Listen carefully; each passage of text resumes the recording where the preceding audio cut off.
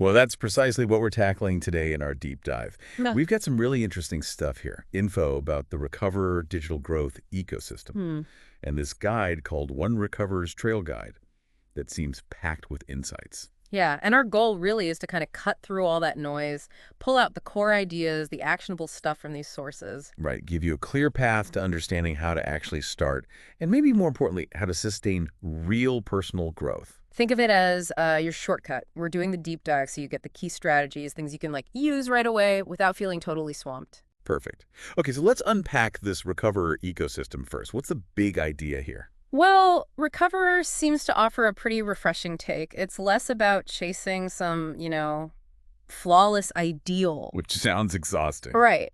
And more about reconnecting with your own, inner power, your purpose, your authentic voice. I like that shift. It feels less intense already. Yeah. So how does it work? What are the mechanisms? The main thing is this idea of growth through reflection. So Recover provides a bunch of tools to help with that. It's like, It's a mix, some motivational stuff, these introspective AI companions, I call them GPTs, and also resources for self-tracking. introspective AI. Yeah. Okay, that sounds intriguing. Tell me more about these GPTs. What do they actually do? Okay, so right now there are two main ones they talk about. One's live, one's coming soon. Let's start with the Hype Journal GPT. Hype Journal. Okay. Yeah, think of it like your personal cheerleader, but, in your pocket. Mm-hmm. It uses these really energizing prompts designed to boost your self-worth, get you moving, build momentum. It's not just neutral observation. Interesting. So left like a blank page, more like a guided boost. Mhm. What kind of prompts and what's the feedback like? The source doesn't give exact prompts, but it says they're bold, self-affirming, designed to remind you of strengths, acknowledge growth, tap into what makes you you. Okay. And the feedback isn't passive. It's described as energetic, compassionate, direct, like a pep talk from a supportive coach who's also your biggest fan. Wow. Okay. So it's really focused on building you up from the inside. Exactly. It's positioned as a tool for building confidence, reinforcing the good stuff you're already doing, and, starting the day with a real internal boost. I could definitely see the appeal there. Now, what about the other one, the Mirror Talk GPT? That sounds different. It is, yeah. This one's geared towards a much deeper, more introspective kind of journaling. Meaningful self-connection is the goal here. How does that work? It usually starts with one deep question, then guides you through personalized reflections, follow-up prompts. So less about the immediate hype, more about that slower burn of understanding yourself. Precisely. The idea is it acts like a digital mirror, a neutral, non-judgmental space to process emotions, see patterns, gain clarity. Who would find that most useful, do you think? The sources suggest it's really valuable for people going through big changes, transitions, maybe healing processes. Or just anyone really committed to growth and self-discovery? Exactly. Anyone looking for that safe space to explore their inner world. That sounds like a really powerful combo, actually. You get the boost and the depth. Okay, let's switch gears. Let's dive into this One Recover's Trail Guide. Part 1 is Ignite Your Transformation. What are the key takeaways here? Right. So the Trail Guide kicks off by defining transformation not just as a surface level change. Not just a makeover. Exactly.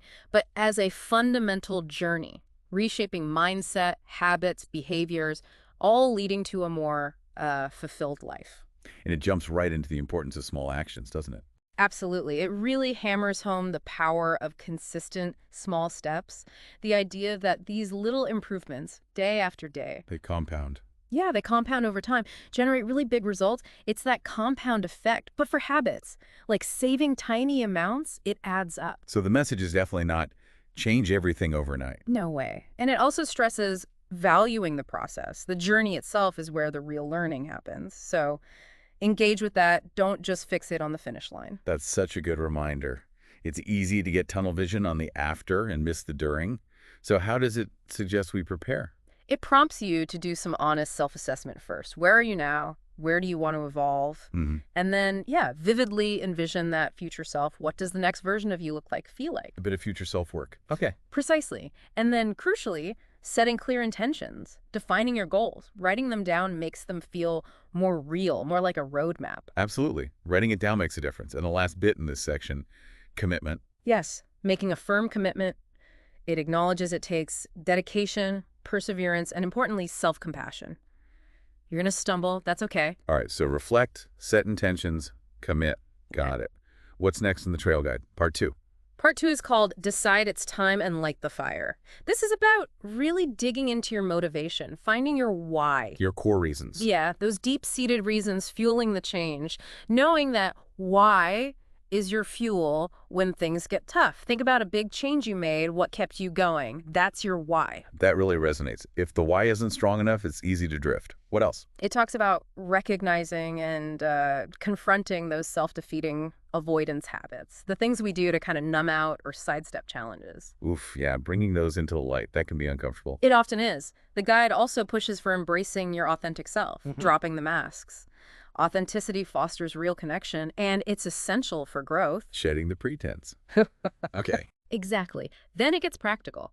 Pinpoint a specific moment you decide, okay, now I prioritize my well-being. Maybe even set a start date.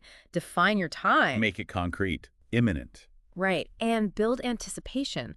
Visualize the positive outcomes. Share your intentions with supportive people. Adds excitement, a bit of accountability too. Good idea.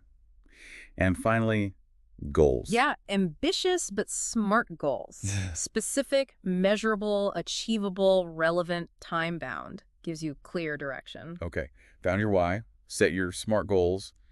Part 3's title is Intriguing. Start before you're ready. Paradoxical? No. It really is. Yeah. But it tackles that classic problem, hesitation.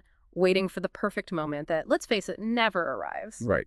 So the first point is, Embrace imperfection. Except that mistakes aren't just possible, they're inevitable. They're part of learning. Don't let fear of messing up stop you from starting. like experiments, failed ones are just data. Exactly. It reframes mistakes as essential data points, frees you up to just begin. That's helpful. And it leads to the next point. Prioritize action over planning. Yes. Resist getting stuck in analysis paralysis, endless research, planning every detail. Just start, take action, even if you don't have all the answers. Don't wait for perfect alignment. Just leap. Pretty much. Which ties into learn through doing. The best lessons often come from actually doing the thing. Immerse yourself, adapt as you go. Like learning to ride a bike. Gotta get on and wobble. Perfect analogy. This part also has an interesting concept. Story over strategy. What's that? It encourages sharing your journey, your story. Your personal narrative can be way more inspiring and connecting than just a dry strategic plan. So your own growth can motivate others. Powerful. It is, and it applies to creative stuff too.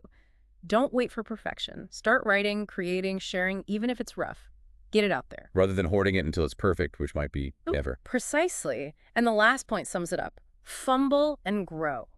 Embrace the messiness. It's necessary. Learn from the fumbles. Get back up. Okay, embrace the fumble. Got it. Part 4. Build a mirror, not a mask.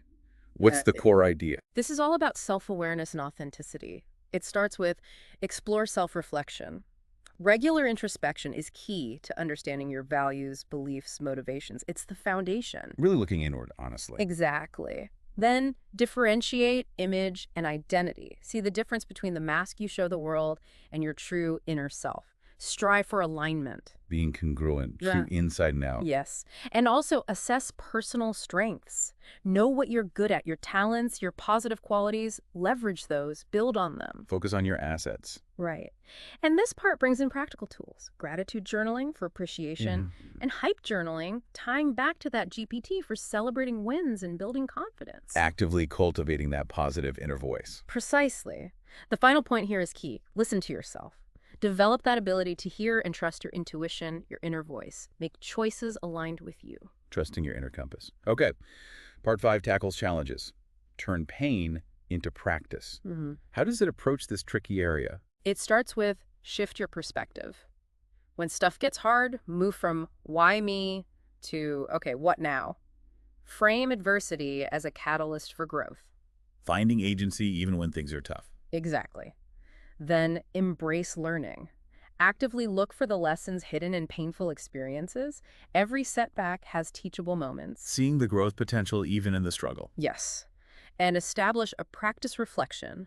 Ritual journaling, meditation, quiet time, whatever works for you to process and find meaning. Making dedicated space for that. Then moving from pain to strength. Reflect on past pain and ask, what did this teach me that ease couldn't? Navigating hardship builds resilience. Yeah, but it needs that conscious reflection to really stick. Absolutely. And the final step is turn pain into power.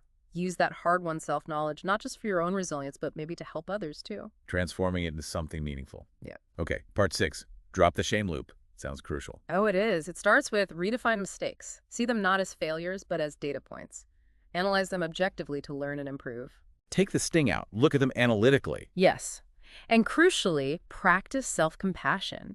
Be kind to yourself when you mess up. It fosters resilience, not self-criticism. Being gentle with yourselves. Essential for growth. Exactly. And adopt that embrace learning or growth mindset. Mistakes are opportunities, not dead ends. Unlike a fixed mindset where you think abilities are static. Shifting how you fundamentally view mistakes. Precisely.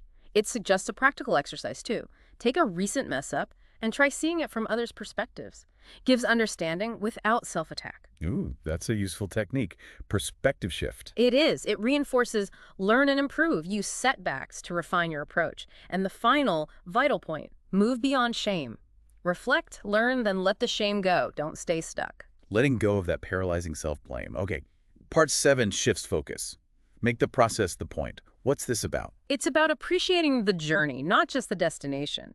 Shift your focus from only outcomes to finding joy in the daily activities contributing to your goals. Finding satisfaction in the doing, not just the achieving. Exactly. And cultivate mindfulness. Be fully present in the moment, thoughts, feelings, sensations.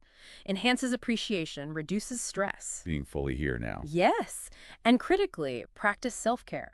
Schedule activities you enjoy that recharge you. It's not a luxury. It's essential for preventing burnout. It's absolutely vital for the long haul. Totally. This section also encourages being proud of the work itself, even before the big win, and always embrace learning, refine your processes. The final thought. Enjoy the ride. Life's too short not to find some joy day to day. Makes perfect sense. Part 8. Choose energy over perfection. What does that mean? It's about prioritizing genuine engagement, connection, momentum over some impossible standard of flawlessness. Starts with, again, embrace imperfection. Perfection isn't realistic. Letting go of that pressure to be flawless. Yes. Then prioritize connection. Real human connection is way more valuable than perfect performance. People connect with authenticity, not polish. Right. Which leads to share authentically. Your real thoughts, feelings, ideas. No excessive filtering. Vulnerability builds trust. Being willing to be truly seen. Be fully present in interactions, give your attention, and give your full output. Don't hold back energy. Engagement fuels growth. The final point is internal. Focus on you. By working to dissolve ego limitations to become a better version of yourself. So full engagement, authenticity, not getting hung up on perfection. Got it. Part 9. Stack wins, not pressure. How does that work? This is all about building sustainable momentum. Focus on small wins. Break big goals into tiny tasks. Celebrate each small achievement. Builds a positive feedback loop. Makes big goals feel less overwhelming. Exactly. Then practice consistency. Establish those daily habits. Steady effort leads to long-term success. Show up, do the work. Yep. And really celebrate progress, no matter how small. Reinforces good behavior, boosts motivation. It suggests actively list wins from your week, even tiny ones, to build that momentum. Big and tangible. Right. And recognize wins by remembering every big thing starts small. The final point is to feel the momentum you're building and use that energy to keep moving forward. Ride that wave of accomplishment. Okay. Yeah. Part 10 is about creativity. Yeah. Like it matters. What's the idea? It's about shifting motivation. Move away from just seeking external validation. Likes, approval. Yeah. And towards creating something genuinely meaningful and impactful to you. Purpose is a more sustainable driver. Creating from that inner core. Precisely. Create from the heart. Authenticity, vulnerability, passion. That resonates. And trust your voice. Share your unique perspective, even if you feel hesitant. Believe in what you offer. Yes. And create something you wish existed. Chances are others want it too. It highlights the potential to impact millions by bringing visions to life. And the key takeaway, make something. Take the first step. Make a rough version today. Just start. Get it out there. Okay, finally, part 11, the bonus. Track your progress. Why is this so important? It emphasizes the power of seeing your progress. Track daily wins, however small, creates a tangible record of momentum. And again, consistency in tracking is crucial. The guide says something really insightful. Progress, you can see, is progress that sticks. It even mentions habit share as a potential tool. Making it visible makes it real. Exactly. It recommends downloading a tracker if you need one, and to commit fully, maybe focus on just 2 or 3 key habits for maximum impact. Give them your energy. Don't spread yourself too thin. Right. And the final advice is just show up consistently. Keep putting in the effort, pushing boundaries, creating that lasting change. Make it tangible, stay accountable. Wow. That is a ton of really insightful, actionable stuff packed into these recovery resources. It really is. I mean, the key takeaways seem to center on that power of consistent self-reflection first, Yeah, as a starting point. then setting clear intentions for direction, and then just taking action, even imperfect action. And definitely not chasing some impossible ideal of perfection, Yeah. right? But really embracing the journey, learning from challenges. And prioritizing being authentic. Yeah. Finding joy in the process, building momentum with small wins, creating with purpose. And tracking it all to keep it going. It's about understanding growth isn't a destination. It's continuous. Exactly. It's an ongoing journey. So thinking about all this, Hmm. all these insights, these tools, what's just one small intentional action you listening can take, like today, right Yeah. now, to start building your own momentum towards that next version of yourself? Maybe just jot down a small win from today, Right. or take a minute to think about that core why. Yeah, something small. And we definitely encourage you to check out the Recover ecosystem, dig into that trail guide yourself for, an even deeper dive, and to really apply these principles.